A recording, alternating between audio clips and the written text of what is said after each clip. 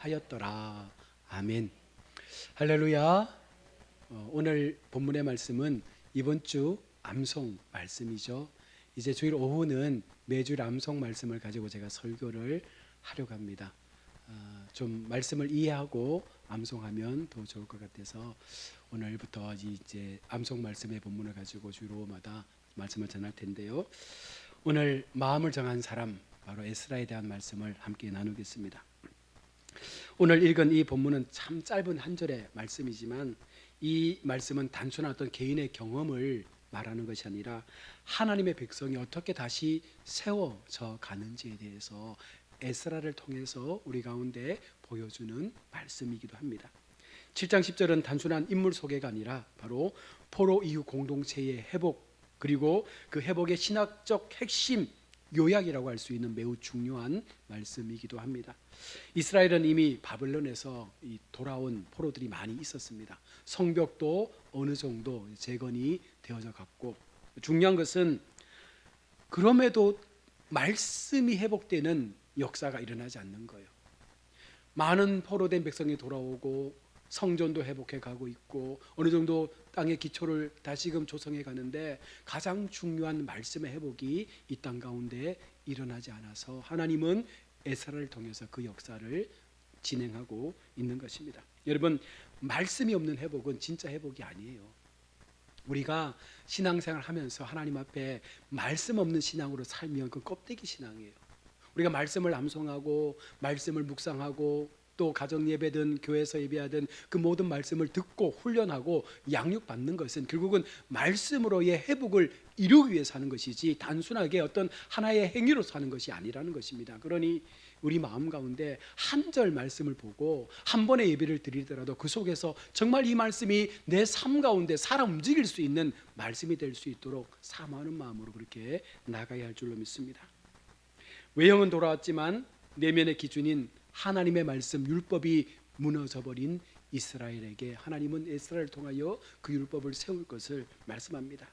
이제 에스라는 하나님의 명령을 따라서 이 말씀을 이 백성들에게 온전하게 전하고 있는데, 먼저 본문에 보시면 이렇게 시작합니다. 에스라가 여호와의 율법을 연구하여, 여기서 연구하다라고 하는 번역된 이 히브리어는 다라시라고 하는 이 단어인데요, 단순히 읽는 게 아닙니다. 우리가 성경을 읽는다고 하잖아요.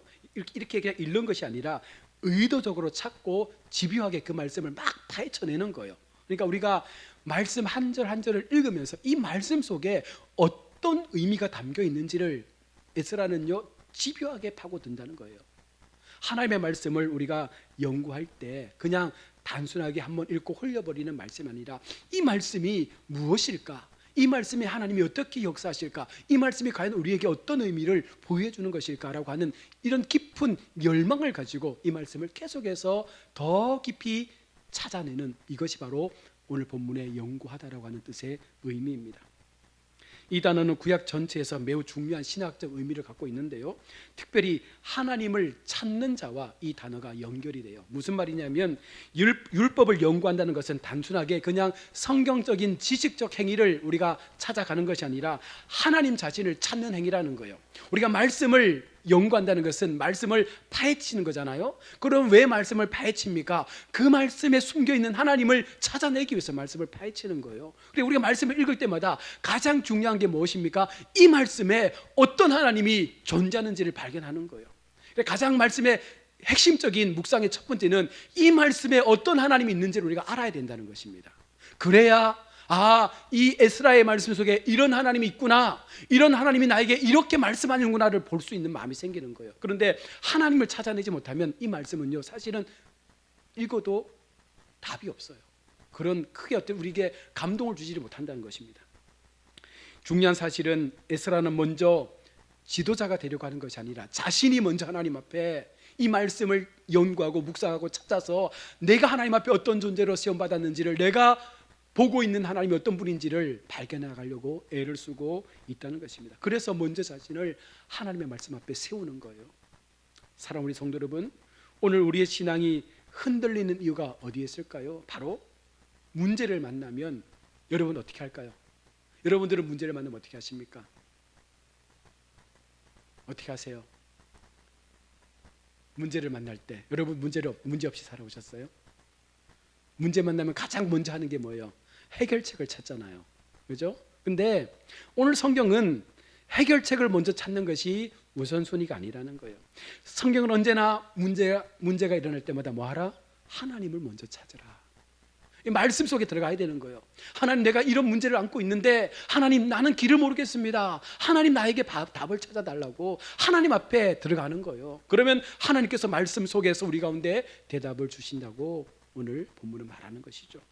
말씀을 연구하는 삶은요, 선택이 아니라 언약된 백성의 정체성입니다. 그래서 이스라엘 백성이 말씀을 받았다는 것 자체가 왜 그렇게 자부심을 갖냐면 그 자체가 결국은 하나님을 소유한 거예요. 좀 말이 우습지만 우리가 하나님을 소유할 수 없지만 인간적인 표현으로 말하면 하나님이 그들의 하나님이 된 거예요. 그들의 소유가 된 거예요. 어쩌면 그들을 지키시고 다스리시는 영적 권위가 하나님을 통하여 그들 속에 임한 거예요. 그러니 얼마나 그들이 하나님의 백성으로서 말씀을 받은 것에 대한 자부심이 있었겠습니까?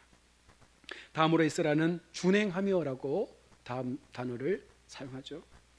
이 준행하며라는 것은 말씀의 순서를 말하는 거예요. 먼저는 연구했잖아요. 연구하고 난 다음에 행하여지는 것이 준행하는 것입니다. 이 순서는 절대로 바뀌지 않습니다. 이게 바뀌면 답이 안 나와요. 항상 말씀을 먼저 연구해서 하나님을 찾고 난 다음에 그 다음에 어떻게 우리가 이것을 행동할 것이냐가 두 번째로 나오는 순서입니다.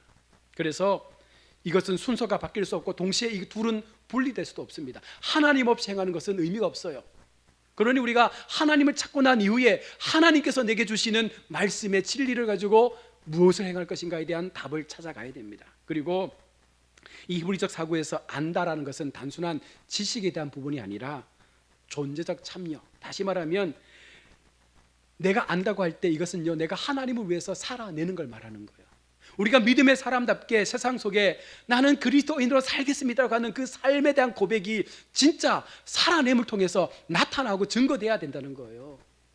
여러분, 세상 사람들 우리를 바라볼 때 정말 저 사람 믿음의 사람처럼 살려고 애쓰는구나라고 하는 그 고백들을 들을 수 있어야 진짜 우리가 몸부림치며 사는 거라는 거죠. 그렇지 못하고 그냥 주일 교회에 온다고 여러분 우리가 그리스도인이 되는 건 아니잖아요. 정말 말씀 속에서 말씀을 붙잡고 사는 그 삶의 모습이 행위를 통하여 드러나는 모습들이 일어나야 된다는 것입니다. 따라서 준행한다는 것은 단순한 도덕적 실천을 말하는 것이 아니라 말씀이 삶 속에 강생된다. 그러니까 나를 삼킨다는 거예요. 말씀이 나를 전체적으로 뒤집어 씌워서 온전히 말씀이 원하는 뜻대로 내가 움직여지고 행동하게 되는 것들을 오늘 성경은 우리 가운데 요청하고 있는 것입니다. 여기서 우리는 신약과 연결할 수 있는데요, 요한복음 1장 14절 이렇게 말합니다. 말씀이 육신되어. 에스라의 삶은 작은 의미에서 이 원리를 보여주는 거예요. 말씀이 그의 삶 속에서 살아서 움직이고 있다는 것입니다. 말씀이 움직인다는 것은 하나님이 내 속에서 움직이는 거예요. 왜? 말씀은 곧 하나님이시니까. 우리가 말씀을 찾는다는 것은 하나님을 찾는다는 거예요. 하나님을 찾았다는 것은 그 하나님이 내 속에 들어와 계신다는 거예요. 그러면 그때부터 하나님이 나를 주장해 가시는 거예요. 그러면 나의 삶의 행위가 어떻게 달라지겠습니까? 하나님이 원하시는 뜻대로 우리의 삶의 행위가 달라지고 변화되어 간다는 것입니다. 그것을 오늘 에스라는 만들어가고 있는 것이죠. 사랑하는 우리 성도 여러분, 오늘 우리의 문제가 무엇입니까? 문제를 몰라서 문제예요? 여러분, 내가 어떤 문제인지 몰라요? 알잖아요. 내가 갖고 있는 문제, 나의 부족한 것들, 나의 잘못된 것들 여러분 다 알고 있잖아요. 신앙적으로든 가정적으로든 뭐 남편이든 아내든 내가 어떤 모습을 갖고 있는지 알고 있지 않습니까? 그 문제도 다 알고 있잖아요. 중요한 것은 뭐예요? 말씀과 삶이 분리되었다는 거예요. 목사가 제일 욕먹는 게 뭐예요? 설교한 것처럼 안 살면 목사가 욕먹잖아요. 강단에서 목사가 말씀을 전했으면 목사는 그 말씀대로 살아야 되는데 그렇지 못하니까 욕을 먹는 거예요. 똑같아요. 자녀들이 부모를 향해서 마음을 열지 못하는 이유가 무엇입니까? 부모는 그렇게 살아내지 못하면서 자녀들에게 그렇게 살아라고 권면하면 그게 통하겠습니까? 안 된다는 거예요. 그래서 지금 에스라는 말씀과 삶이 분리되지 않도록 자기 스스로가 먼저 하나님 앞에 이 말씀대로 살려고 애를 쓰는 그와 같은 몸부림을 행하고 있는 것입니다. 에스라는 세상의 방식으로 살지 않습니다. 철저하게 하나님의 말씀대로 살려고 애를 쓰는 것이죠. 그는 말씀을 배우고 그 말씀을 자신의 결정과 관계와 가치관 속에 실제적으로 가지고 와서 적용하며 살았던 선지자예요. 이것이 바로 순종의 신학이라는 것입니다. 여러분, 우리가 순종하겠습니다 말로 100번 해도 의미 없어요.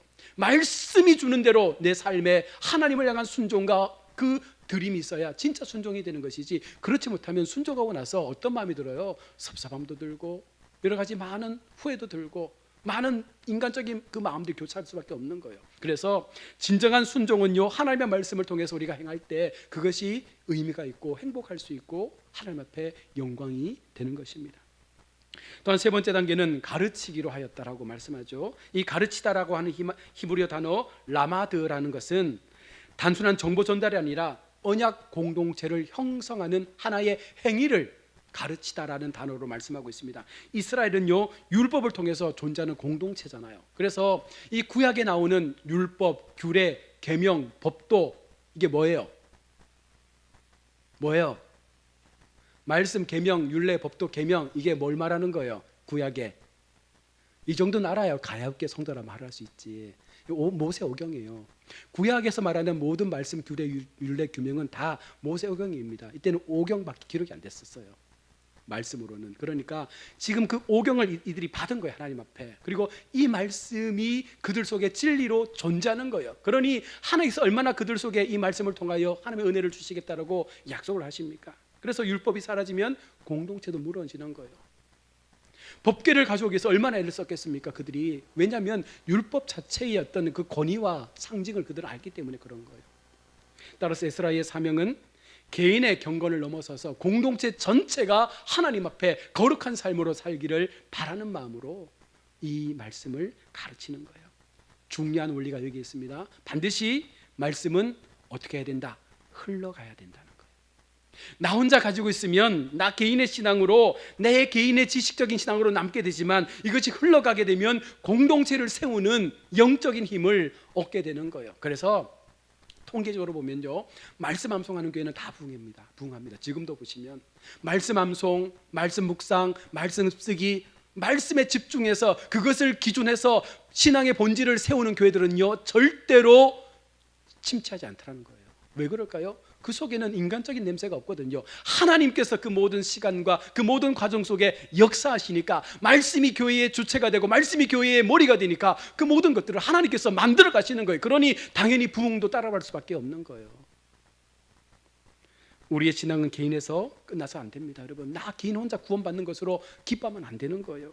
하나님은 언제나 공동체를 통해서 일하시는 거예요. 그래서 우리가 하나님 앞에 개인적인 신앙의 어떤 성숙을 이뤘을 때 그 다음은 뭐예요? 나보다 연약한 자들에게 내가 받은 은혜의 말씀을 가르치고 흘려낼 수 있는 그런 믿음의 모습들이 우리 속에 일어나야 한다는 것입니다.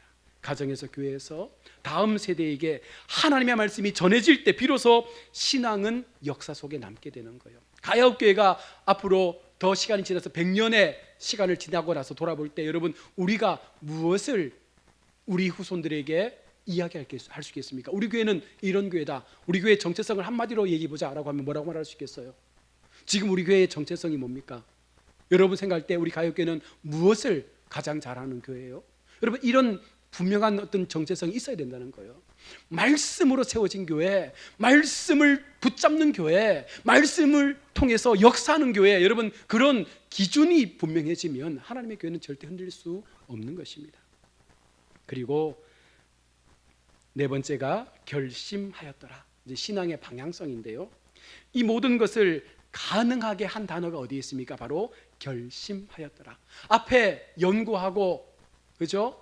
행동하고 가르치는 것을 우리가 흘려 보내도 중요한 것은 내 마음속에 정말 결심하지 않으면 안 이루어진다는 거예요. 머릿속에만 있잖아요. 결심하고 우리가 그것을 결심하지 못하고 끝내버리면.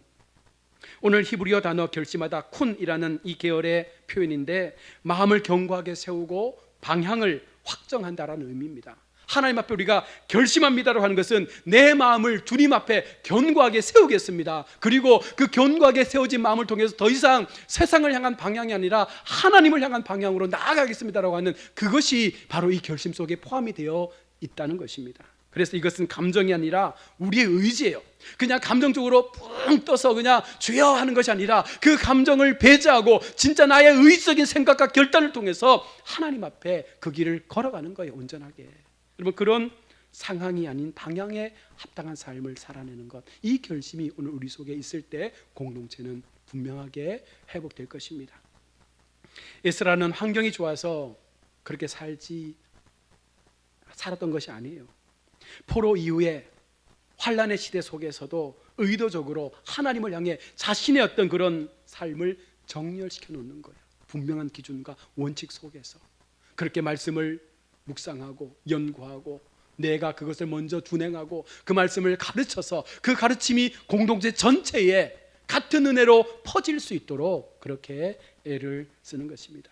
여기서 우리는 중요한 신학적 결론에 도달하게 되는데, 신앙은 자연스럽게 되는 게 아닙니다. 여러분, 시간이 흘러가면 자연스럽게 믿음이 커지고 신앙이 막 커지는 게 아니에요. 의도적으로 세워야 돼요. 여러분, 교회라는 것은, 신앙이라는 것은 우리가 의도적으로 힘을 다해서 애쓰고 노력하고 몸부림치고 부딪혀야 그 신앙이 성장해 간다는 거예요. 가만히 있으면 여러분 아무것도 안 돼요. 우리 교회도 열심히 지금 가정암송 예배를 드리는데 참여율이 저조하잖아요. 그죠? 하세요, 안지영 권사님. 네, 꼭 하세요.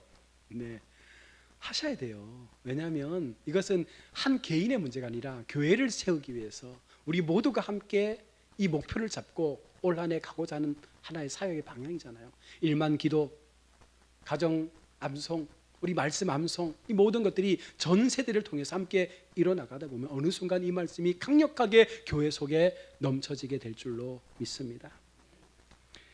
에스라 7장 10절은 단순한 신앙 고백의 말씀이 아닙니다. 이것은 하나님의 백성이 다시 살아나는 믿음의 공식이에요.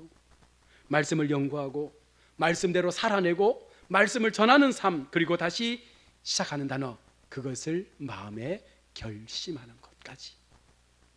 오늘 우리에게 하나님은 묻고 계십니다. 너는 말씀 앞에 마음을 정하였느냐? 지식으로 믿는 신앙이 아니라 정말 우리가 삶으로 살아내는 신앙, 말씀이 내 삶 가운데 들어와서 그 말씀이 나를 움직이고 변화시키는 그런 놀라운 은혜의 신앙을 통해서 우리가 하나님 앞에 우리에게 주어진 이 믿음의 시간들을 살아낼 수 있는 그 같은 모습이 생겨날 때 하나님은 그런 우리를 통해서 교회를 세우고 또한 우리의 기업과 우리의 삶을 확장해 가실 줄로 믿습니다. 금년 한 해에 우리의 신앙의 가치관, 정체성을 분명하게 확고하게 세워서 끝까지 오늘 이 에스라의 믿음의 공식처럼 우리가 연구하고 또 준행하고 그리고 가르쳐서 결심하는 자리까지 나아갈 수 있는 그런 은혜가 있기를 주의 이름으로 축원합니다. 아멘. 기도하겠습니다. 하나님 감사합니다. 우리의 모든 마음과 삶을 주장하신 하나님, 오늘도 하나님 앞에 우리의 신앙을 내어놓고 기도합니다. 에스라의 믿음의 모습처럼 우리도 그렇게 하나님 앞에 말씀을 통하여 말씀 되신 하나님을 붙잡고 그 말씀을 묵상하고 연구하여 가르치고 전파하며 그 말씀대로 행하며 살아감을 통하여 날마다 우리의 마음 가운데 온전한 믿음의 결단과 결심이 있어지는 참 행동하는 성도들 되게 하셔서 우리 교회가 올 한 해 동안 놀라운 부흥을 몸소 경험할 수 있는 은혜를 허락하여 주옵소서. 거룩하신 예수님의 이름으로 기도드립니다. 아멘.